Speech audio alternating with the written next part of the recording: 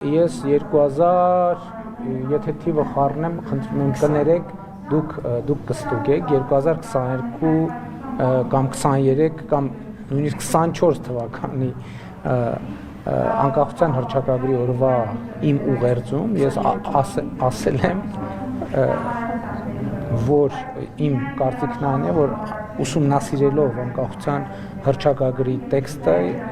նորից ուսումնասիրելով եւ նորովի կարդալով ես ասել եմ, որ իմ կարծիքով այդ տեքստը նրա մասին է, որ Հայաստանի անկախ հանրապետություն, պետականություն չի կարող լինել, դա անհնար է։ Եթե ես սա ասում եմ, հետեւաբար ես չեմ կարող ասել, որ նոր սահմանադրության տեքստում պետք է լինի հղում անկախության հռչակագրի։ Ընդհակառակը, ես կարող եմ ասել, որ իմ կարծիքով նոր սահմանադրության տեքստում չպետք է լինի հղում անկախության հռչակագրին, բայց էլի ուզում եմ ասել, որոշողը Հայաստանի Հանրապետության ժողովուրդն է, իհարկե փաստարկներ կողմ եւ դեմ փաստարկներ բերողը